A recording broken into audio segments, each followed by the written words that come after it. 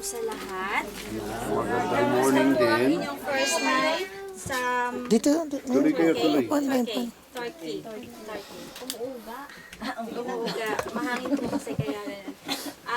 Ayan. Blessed morning po sa ating lahat. Ako po ay kinakamahan.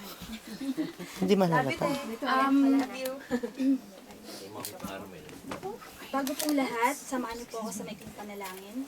Hallelujah, Panginoon. We praise you, God. We glorify your name on high, Father. And truly, O Lord, na wala po kami magagawa sa aming mga buhay kung wala ito, O Lord God. Kaya sa sandali dito, Panginoon, dalangin po namin, Ama, na samahan niyo po ang bawat isa, Panginoon, na sa pakikinig po namin ng inyong salita, Panginoon, ay magrema po sa aming mga puso at maisabuhay po namin ang lahat ng aming mapapakinggan sa umagang ito, Panginoon. And maging sa inyong lingkod na ito, Panginoon, na mag-exhort, Lord God. Holy Spirit, ikaw po ang mag-lead sa akin, ikaw po ang mangusap para sa akin, Panginoon. At ipagkaloob mo po, Panginoon, na ikaw po ang maririnig at makikita sa buhay ko, Lord God. Salamat po, Panginoon, sa iyo lamang po ang kadakilaan at kaluwalhatian. In Jesus' name, Amen and Amen. Amen. So, buksan po natin ang ating mga Bible sa... ang ating topic po for this morning is about peace that comes from God. So, buksan po natin ang ating mga Bible. Ang ating pong text is makikita po sa Philippians chapter 4, verses 6 to 9. Sabi po doon, do not be anxious about anything, but in every situation, with prayer and petition, with thanksgiving, present your request to God. And the peace of God, which transcends all understanding, will guard your hearts and your minds in Jesus Christ.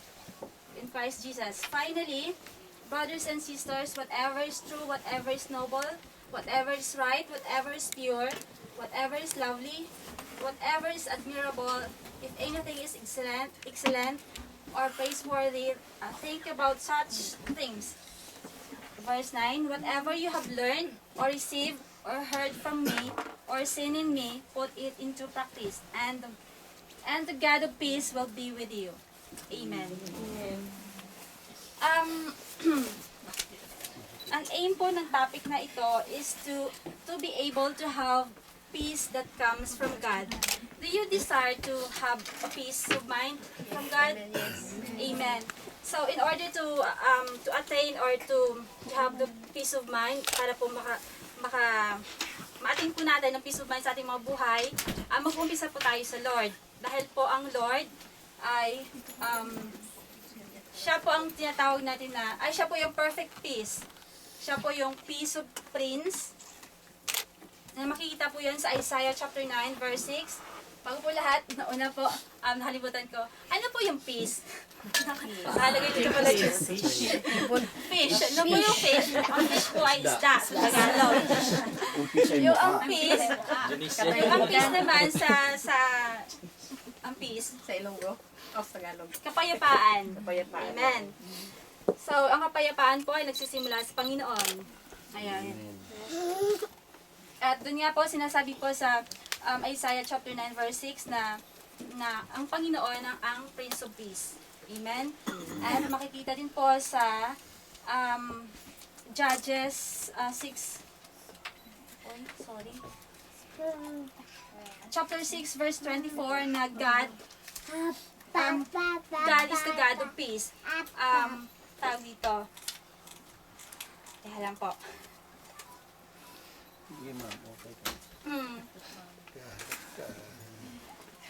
Dami kong notes eh. Oo nga po. Ganyan po pag first timer. First time ko po kasi.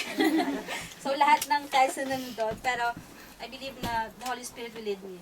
Amen. Kung nababasa niyo po sa Matthew chapter 8 nung namalakaya, tama po ba yung term ko, namalakaya, sumakay po sa bangka yung Lord, si Jesus Christ, tsaka yung mga apostles niya, mga apostol niya na dumating yung malaking bagyo ba yun? Alon? Unos. Unos. Oo, yung malaking unos na ano po yung reaction doon ng mga apostol. Worry. Oo, nag-worry po sila, natakot, nagpanic po sila. Pero po ang Lord, ano po ang ginagawa ng Lord? Relax lang. Ayun, natutulog po siya, di ba? Kaya nga po sinasabi na siya yung Prince of Peace kasi kahit na gano'n na yung unos na nararanasan ng mga tao or nararanasan nila dun sa boat, pero siya, mahimbing pa rin yung tulog. Di ba? Nasa peace po siya. May peace of mind po siya. Samantalang yung makasama niya, nagpapanik. Amen. As a Christian, mahirap po na, totoo po na mahirap po sumunod sa Lord. Amen. Pero, sabi nga ng kanta, it wasn't easy, but it was worth it. Sabi po ng kanta, sino ba yun? C.C. Winans. Ayan. Ano po yung sabi ng kanta? So, para po ma-attain natin yung peace na nagmumula sa ating Panginoon, may mga, ayan po, attitude po tayo na dapat i-consider. Una po doon is, number 1, do not worry.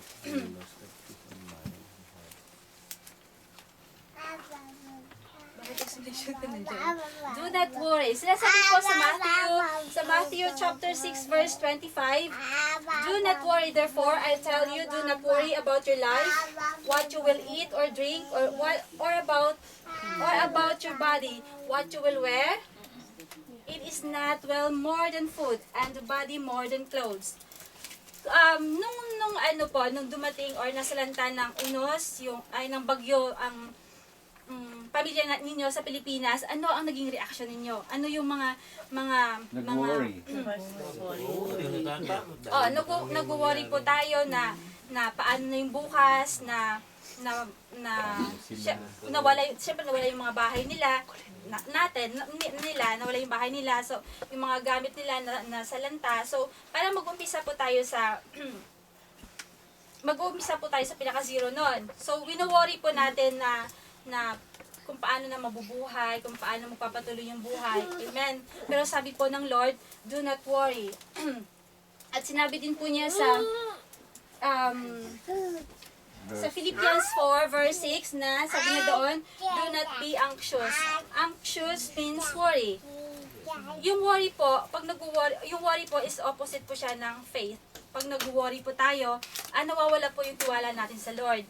Pag nag-worry po tayo, yung ginagawa po natin, instead na lumapit sa Kanya or instead na ipagkatiwala sa Kanya lahat, ginagawa natin yung sarili nating mga desisyon, ginagamit natin yung sarili nating power, yung sarili nating intellect para ma-settle yung mga bagay na dapat i-settle natin sa ating mga buhay. Pero may purpose po ang ating Panginoon kung bakit po nararanasan natin ang lahat ng bagay sa ating mga buhay. Amen. Upang po lalo tayong mapalapit sa Kanya, maging strong po ang ating foundation sa ating Panginoon. Amen. Amen po. Kung minsan hindi maiiwasan na pag may mga circumstances, biniblame po natin ang ating mga kapwa. Like, kung may mga chismis na nag-aaral sa isang bahay, sa isang lugar, or sa isang friendship, nag-aanuhan po tayo, tawag dito, ano po Tagalog dito? Nagsisisihan, nagtuturoan. Minsan may mga bagay na, like, for instance, si Kuya Bob, alam niya kung ano yung totoo, pero tinatago niya sa puso niya. So, nawawala po yung peace of mind niya doon kasi, kumbaga, sa kanya nakasalalay kung paano magiging mapayapa or paano ma-settled ang mga bagay-bagay sa buhay or halimbawa, sa friendship. Amen. So, nawawala po yung peace of mind niya kapag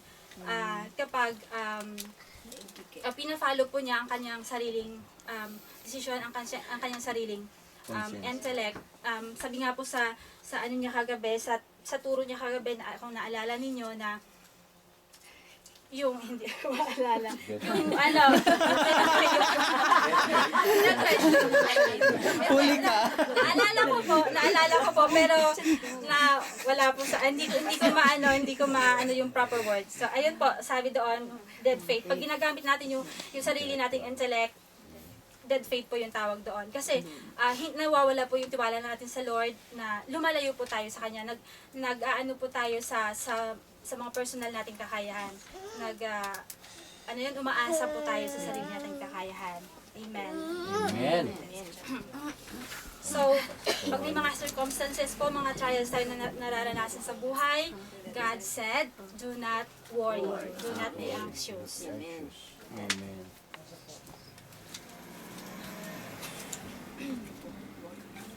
So, para po ma-avoid natin yung worriness or yung pagiging anxious natin sa buhay natin, first po na dapat natin gawin is seek God's kingdom. Sinasabi po sa Matthew chapter 6 verse 33, but seek ye first His kingdom and His righteousness, and all these things shall be added unto you. Ano po yung mga things, all these things, ano po yung mga things na dapat nating, yung mga hinihingi or hinahanap natin sa ating Panginoon. Ano po yung mga things na kinukonsider natin sa ating buhay? Needs, wants, Safety. lahat. God. Apa. Safetyness ninyo, natin, ng ating pamilya. Amen. Health. Mhm. Kalusugan. Amen. But, if you, sinasabi po dito na, but, seek ye first His kingdom, in order po na ma-attain natin ang anumang bagay na ninanais natin sa ating mga buhay, kailangan po nating isik yung kingdom ni God first. Seek His kingdom first, and then, His righteousness. Ano po yung mga righteousness? Yun po yung mga katuruan natin, Panginoon. Feeling ko nasa katekism. Okay lang, nakikinig kami. Oo, kasi nakikinig kayo. So, seek first the kingdom of God and His righteousness, and lahat po, uunahin natin ang Lord sa lahat ng bagay. So, kapag nag-worry po tayo, or kapag may na-experience po tayo na trial sa ating buhay, or konting problema, yung una po natin gawin is isik po yung kingdom niya, lumapit po tayo sa Kanya. Amen. Amen. At sabi po doon sa Philippians 4:6, diba? Present your request to God. Amen. And the next, letter B, trust God at all times. So makita po natin doon sa Psalm 62 verse 8, sinasabi po doon na God is our refuge. Siya po yung, in times of trials, in times of troubles, siya po yung lagi natin kinakapitan. Dahil siya lamang po yung the most powerful God, what's this?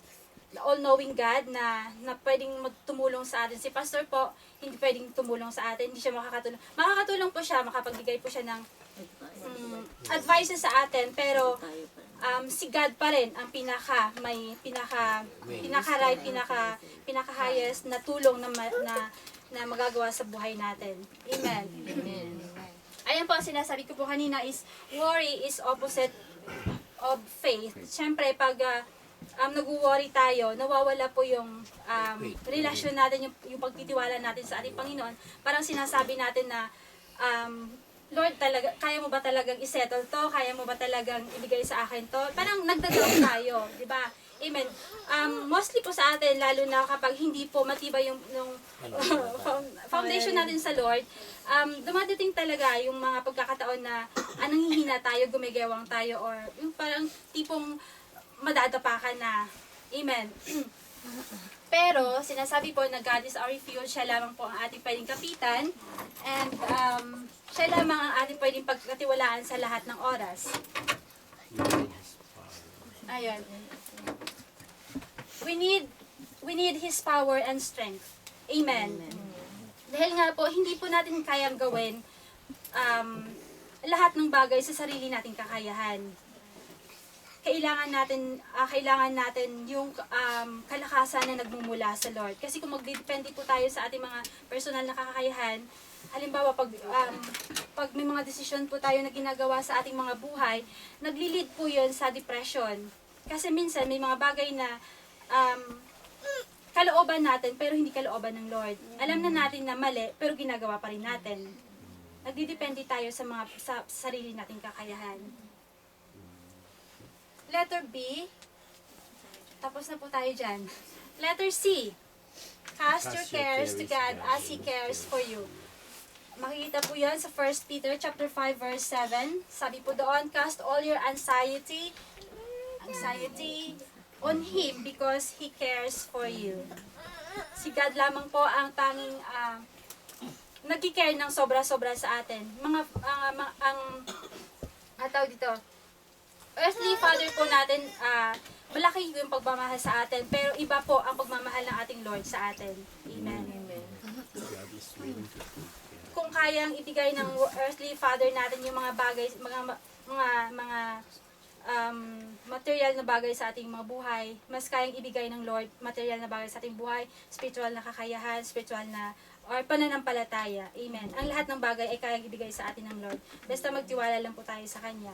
Amen. At panghawakan po natin ating faith. Amen. Na in times of trials, nandun po yung trust natin and tawag dito, peace of mind.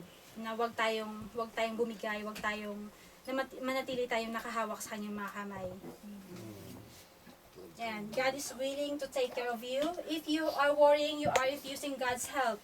Amen. Kasi, di ba, pag nag-worry ka, nakafocus ka sa mga circumstances or sa problema na nararanasan mo, nawawala yung faith mo kay God, nawawala yung tiwala mo sa Kanya, lumalayo ka sa Kanya, tapos tinatanong mo siya, Lord, bakit ako? Bakit nangyari sa akin to? Hindi ko to kaya, hindi ko matanggap to. Parang, hindi na tayo nagtitiwala sa Lord. Nawawala po lahat kumbaga, lahat ng, kung may pundasyon man tayo sa Lord na kahit na maliit, totally po yun nawawala. Amen. Amen. Amen. Nipilit mo eh. Pilitan na to. But if you stop worrying, inaalaw po ninyo si Lord na mag-step in sa buhay ninyo at inaalaw nyo po siya na i-settle or i-control ang lahat ng bagay. Inaalaw nyo po siya na bigyan kayo ng kapayapaan. Inaalaw nyo siya na bigyan kayo ng wisdom para ma-overcome or kung paano i-handle or ma-overcome yung mga circumstances. Amen. Let God be your God. Ayan. Amen. Pagkaloob niyo po sa Panginoon, ganun, maawa na po kayo. So, ganun. Yung mga, di ba sinasabi na, di ba, God is powerful, all-knowing, di ba? So, let God be your God. Let God be your God. Amen. Diba? Magtiwala po tayo sa ating Panginoon. Tawag dito, i-entrust po natin sa Kanya lahat ng bagay. Amen. Letter D, do not let your heart be troubled. Ayun. So, pag nag-worry po tayo, parang hinahayaan po natin ng parang inaalaw natin yung sarili natin tawag dito mapasama, 'di ba? Kung halimbawa may chismis kang narinig about sa'yo, may against na mga bagay kang naririnig about sa'yo. So, nagli-lead po yun na ayun, napapasama ka po doon. Kasi syempre magpapanik ka, magre-react ka or darating pa sa point na magsuswear ka, 'di ba? Amen. Amen. So, sinasabi po sa John 14 verse 1, Jesus comfort His disciples. Do not let your hearts be troubled. You believe in God, believe also in me. Okay. So, pinakauna po dun sa pinaka first na attitude na dapat nating sa alang-alang ay don't worry. Amen. Yung pangalawa po is pray. Sinasabi po sa Philippians chapter 4 verse 6b, but in every situation by prayer and petition with thanksgiving present your request to God. So kung ano po yung mga hinihiling natin, kung ano po yung ayun, hinihiling natin sa Panginoon na magkaroon tayo ng peace of mind kasi syempre nasa trouble yung natin, nawawala yung tiwala natin sa Kanya. Ipag-pray po natin yun. instead na mag-worry po tayo, lumapit po tayo sa ating Panginoon. Instead po na gawin natin yung yung sarili nating kakayahan or i-settle or i-solve po natin yung mga problema sa sarili nating kakayahan. Mag-pray po tayo with thanksgiving of course, and sabihin po natin sa Lord kung ano yung pangangailangan natin. Kung kailangan natin ng peace of mind, sabihin po natin sa Lord. Ipagkatiwala po natin sa Lord ang lahat. Amen. Kahit dahil sa Kanya, wala pong imposible. Sa atin, maraming bagay ang imposible, pero sa Lord, walang bagay na imposible sa Kanya. Amen. Letter A, pray at all times. All times. So, isang halimbawa po si Abraham, nung hindi ako sure, hindi ko po nabasa. Nabasa ko po, pero parang dinaanan lang ng pasto. Ano ko nito. Sigurado. Nag-pray po siya, tapos, ayun, hinihiled po ni Lord si Abimelech, Yung asawa his niya. wife. Si Abimelech po ba yung asawa niya? Hindi, si Abimelech ang... Si Rebecca po yung asawa niya, diba? Hindi, ang asawa ni ang asawa ng king. okay. Kasi hindi naman, ang tinakpan lang yung sinapupunan. Yung mga kababaihan, wala man sinapupunan mga kalalakihan eh. Okay. Wala pa pa. Amen. Ayun, God healed Abimelech, his wife, and his female slave. Tapos si Isaac po, nagpray po siya in behalf sa kanyang wife, di ba? Parang 60 years na yata silang kasal, na hindi pa sila nagkakaanak. So, pinagpray ni Isaac yung asawa niya na si Rebecca. Ayun, si Rebecca, ayun, pinagkaloob po ni Lord. Kasi, di ba, gusto nilang magkaanak sila. May pag-asa pa kami. Pray ninyo ha? Baka dito man. Baka dito. Dito makabuha. Iba nga po. 30 May. Kaya, Commercial. wala pong imposible sa Lord. Yung pastor po na hindi ko na po tatanungin yung edad niyo. Pastor po na hindi. Pastor po namin sa Baylax, nakakilala ko po yung pastor na, parang 40, 46, tapos 43 yata yung asawa niya. Hindi, 50 na yung pastor, tapos 43 yata yung 45 yung babae, yung asawa niya. Tapos yung pinakapanganay nila is 22 years old, tapos may apo na sila. Nagkaanak po sila. Oo. Kasi gusto nila magkaanak ng lalaki, so dalawang babae yung anak nila. Pinag-pray nila sa Lord. Sabi niya, parang 12 years yata nilang inantay yun. So, after 55 years old na siya, ipinagkaloob ng Lord sa kanya. So, kuya, wala kang imposible sa Lord. Oo. Diba? Malay nyo, dito na. Sa inyong quadruple. Hindi naman kayo magpapaiwan sa pasyalan mamaya. Kasama pa rin. Mamaya na yun. Wag po tayo mag-worry. Instead, mag-pray po tayo, lumapit po tayo sa Lord. I-present po natin yung mga request natin, yung mga hiling natin sa Lord, at yung mga hinaing natin sa Kanya. Amen. And you will find peace of mind. Jesus' name. Bongga Letter dedication B, niya. ninang daw si Andrea. Gagastusin niya ng mga Kubali mo. tanda. Letter B, rejoice. Oo, matuloy lang. Pwede pa ko pa ganun. Rejoice and pray continually. Sinasabi po din sa 1 Thessalonians 5:16a, rejoice always, pray continually, give thanks in all circumstances. So, mag-rejoice po tayo. Magsaya po tayo. Pag lumalapit po tayo sa ating sa ating Panginoon, mag-rejoice po tayo. Siyempre, magpe-pray tayo na with joy sa ating mga puso, hindi yung wala kang, yung prayer mo parang walang tiwala sa Lord. And pray continually. Hindi ibig sabihin na na-receive mo na yung na-receive mo na yung kailangan mo, maghihinto ka na doon. Hindi, dapat continue po yung pagtitiwala natin sa ating Panginoon at paglapit natin sa Kanya. At sabi po, give thanks in all circumstances. Kahit na sorrow man po or happiness yung nararanasan natin sa ating buhay, magpasalamat pa rin po tayo sa Lord kasi nga may mga purpose po siya sa mga bagay na nararanasan natin sa ating mga buhay. Malamang kaya kaya nararanasan mo yung mga problemang yun kasi para nakikita ng Lord na malayo ka na sa Kanya. Ganun po ako na kapag nararamdaman ko po nanghihina ako parang lukewarm po ako sa paglilingkod ko sa Lord or faith ko sa Kanya. Kasi para sa akin, mas masarap yung may problema ako. Kasi napapalapit ako sa Lord. Lalo ako nagtitiwala sa Kanya. Kasi pag parang kung okay ako, parang okay lang. Parang Neutral. oo, parang easy lang, parang papetics talaga ako na okay lang na makinig ng word of God, okay lang na mag-pray sa Kanya, okay na hindi. Kung kailan ko lang gusto, saka lang ako lumalapit sa Lord. Pero po, noon po yun. Amen. Sana po, Pero ngayon, contagious na. opo, amen. Kaya nga po ako nandito ngayon. Ayun. Hindi At, na patid naikwento po ng kasi 'di ba in all circumstances na kahit na may halimbawa lang, kahit na may patay tayo, Yes. nagluluksa po tayo sa pamilyang nawala sa atin.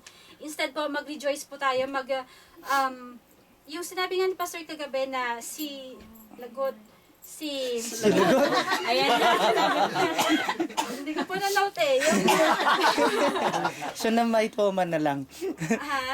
Yung tsunamite woman kay Elisha. Yung di ba namatay, nakoma yung anak niya. Namatay, di ba? Namatay. Namatay yung anak niya, pero tinanggap niya yun. Nag-rejoice pa rin siya, di ba? Okay lang sa kanya, tinanggap niya yun. Sabi niya, it is well. Sabi niya ganun, di ba? Okay pa rin siya. Hindi sinabi doon, naglupasay siya sa lungkot or ano. Pero nanatili yung niya sa Lord. Nanatili pa rin siya sa Lord. Kaya nabuhay yung niya. So kahit may patay tayo or may buhay tayo, mag-rejoice po tayo at magpasalamat pa rin tayo sa Lord. Sabi po ng isang pastor sa batch po kasi si Pastor Butch, Pastor Kingdom po siya, di ba? Nung pumunta sila po sa Hong Kong, nagkwento po yung isa sa mga pastor nila na isang Kristiyano, ginirit niya po ng may namatayan na parang isang kapatiran pero hindi pa po siya born again, hindi pa po siya Christian. Ginirit niya ng congratulations. Yung may patay. Oo. Wag na lang halimbawa. Halimbawa, yan, may patay. Ginirit niya ng congratulations. Ngayon, sinampal daw siya. Nung binati niya. O, sinampal daw siya. Kasi syempre, pag sinabi mo, ikaw ba naman, may patay kayo, sabihin sa'yo na congratulations, matutuwa ka ba?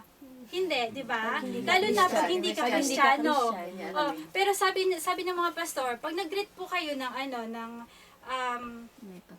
parang iba yung tono ko. Nag-greet kayo ng or nabigay kayo ng sympathy sa namatayan, sa mga Kristiyano po, yun po yung sinasabi daw na congratulations. Congratulations, hindi dahil nabawasan yung angka ninyo. Congratulations dahil yung mama or papa mo or lolo or lola mo kasama na ni Lord. Oo, yun po yung yun daw po. Yun daw po. Gusto mo rin mauna? Nakalooban po ni Lord. Ready naman na po ako, Pastor. Di ba sabi mo, always be ready. Hindi natin alam kung kailan tayo May sagot! Yeah. Hindi lagot. May sagot. May sagot. Okay, next na po tayo. Give thanks. Ayun, tapos na po ako doon. Give thanks in all circumstances na yun nga na kahit na may mga problema tayo or okay tayo or happy tayo, magpasalamat pa rin tayo sa Lord. Hindi po tayo yung Kristiyano na pag may problema, praise the Lord. Pag walang problema, erase the Lord. Erase the Hindi Lord. po tayo yun. Amen. Hindi po tayo doon. I hope na wala po isa noon dito. Wala po? Sana. Wala po yun. Kasi mga anak po tayo lahat ni Lord. Lingkod po tayo ni Lord. Amen. Focus, number 3. So, una doon, do not worry. Pray. Number 3, focus on what is holy. Ano po yung mga holy na bagay na dapat natin pagtuunan ng pansin? Righteousness. Righteousness. Amen. Obedience. Amen. Dalawa lang yung nakikinig. Wow! Nag-isip na. O sige kuya, ano po, Kuya Aris, ano po yung mga holy? May pangalan na. Grace and Recitation daw. Kaya nga, feeling ko Practice teach. final demo. So, yun po yung mga bagay na kanais-nais sa ating Lord. Amen. Yung kahit na ginagawan ka po ng masama ng kapwa mo, yung love mo sa kanya nandun pa rin. Diba? Yun nga kasabihan nga, diba? Pag pinato ka ng Ng pinato bato, ka ng bato, batuhin mo ng pandesal.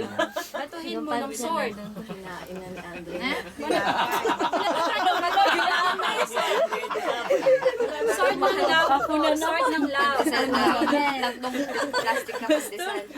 Letter A po, Free free yourself from from sin. sin. So sinasabi po sa Romans chapter 8 verse 6, the mind governed by the flesh is death, but the mind governed by the spirit is life and peace. Amen. Ano po yung mga sin? Kasalanan po sa Tagalog. Sin. Cardinal sin.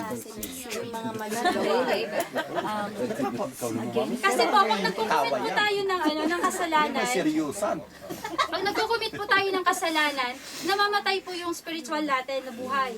Amen. Kasi nga, syempre, di ba, pag tinanggap natin si Lord, nagre-reside na yung Holy Spirit sa buhay natin. Di ba, si Lord na yung nagkukontrol sa buhay natin. Pero pag gumawa po tayo ng sin, parang inalis po natin yung presence ng Holy Spirit sa buhay natin. Amen, di ba?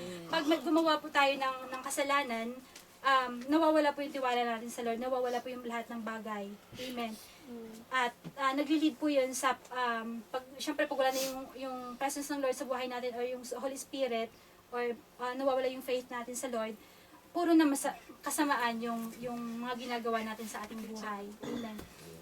Pati yung personal na kakayahan natin, yun na yung ginagamit natin. Hindi yung kakayahan na hindi tayo nagre-rely sa kakayahan or power or strength ng Panginoon na isaayos ang buhay, ay isaayos ang mga bagay sa buhay natin. Amen. Pag may naalala, may nangyari sa kalang naalala. Tsaka po yung mga unconfessed sin, yun po yung nakaka-disturb po sa ating paglilingkod sa ating Lord. Syempre nawawala po yung peace of mind natin pag may mga kasalanan tayong hindi nahingi ng tawad, 'di ba? Halimbawa, kagaya po ng ginawa ko. Sharing lang po. Nung nasa Hong Kong po ako, may ka-boardmate po kasi ako na taga-Tarlac, waray po siya. Ngayon, maganon po siya. Oo, maganon po siya. Waray. Samar. Lady. Samar. Samar po, Samar. Maganon po siya. May boardmate ko siya. May ka-roommate ako na tinatawag kong Nailinda, na kasi yung out po nila sa work is 5:30, so mga 6 or 5:30, 5:30 na sa bahay na po sila. So, ibig sabihin nun, makakapagluto sila ng maaga. Samantalang ako, dumadating po ako sa bahay 7 or 7:30. So, pagdating ko po sa bahay, pinagsiseparate po ako ni Nailinda ng pagkain. Halos araw-araw. Ngayon, itong isa, sabi niya, bakit mo ginagawa kay Carmel yan? Ako po nga pala si Carmel. Ito pala. Sabi niya, bakit mo ginagawa yan? Sabi niya, mamimihasa yan. Sabi niya ganun. Ang dami po siyang ginaganon sa akin na hindi ko alam. Nalaman ko lang po nung nagkaroon sila ng dalawa ng misunderstanding na nag-away sila na as in, ako yung sa gitna nila na ito may sasabihin sa akin, ito may sasabihin sa akin. Parang pinapaikot yung yung damdamin ko. Parang inaano ako. Ngayon, sabi ko, sumusobra na to, yung sabi ko, sumusobra na to, wala akong ginagawa sa kanya, wala akong against sa kanya, sabi ko, hindi ko siya pinakapakailaman kahit na ang tagal niyang maligo, Pinapatamaan ka.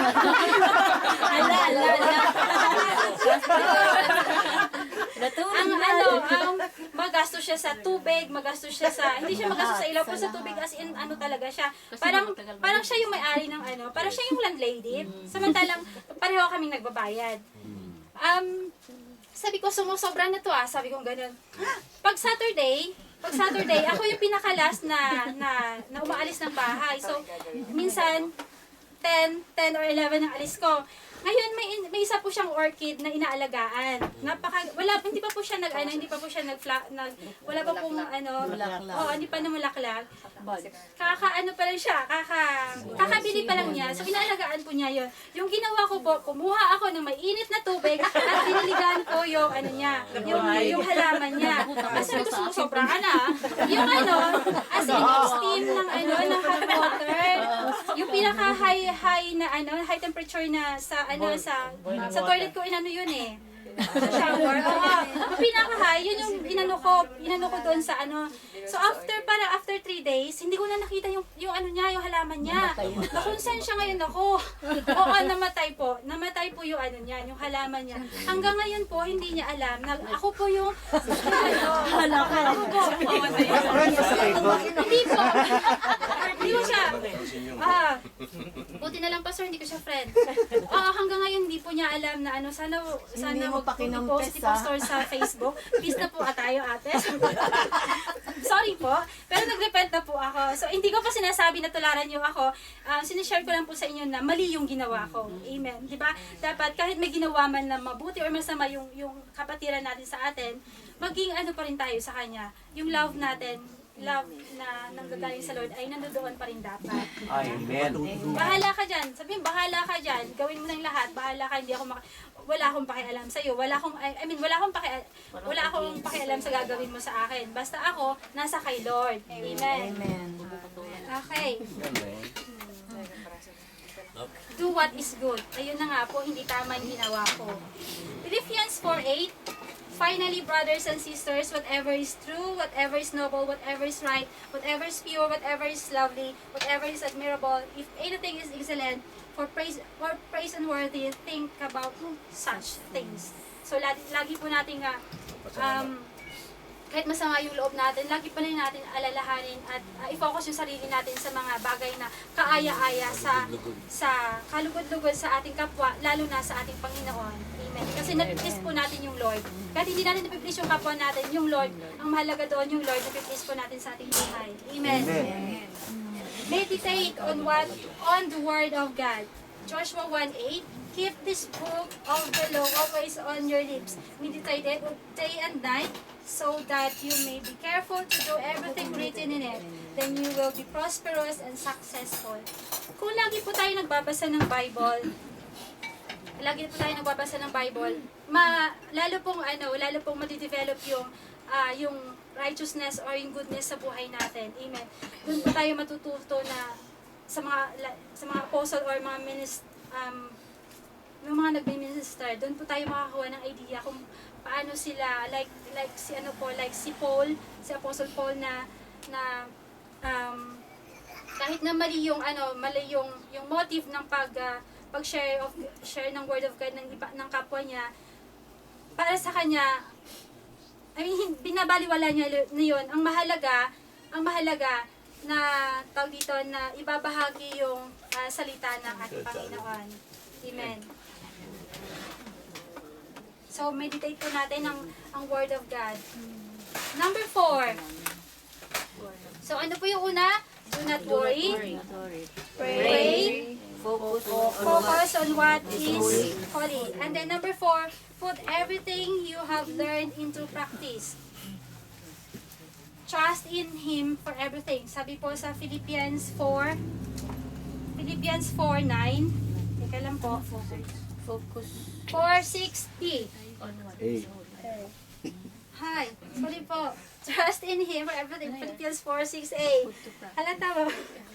Do not be anxious about anything. Kanina po kuya, anxious po ako. Pero habang tumatagal po yung aking pag-i-exhort, nawawala po yun. Amen.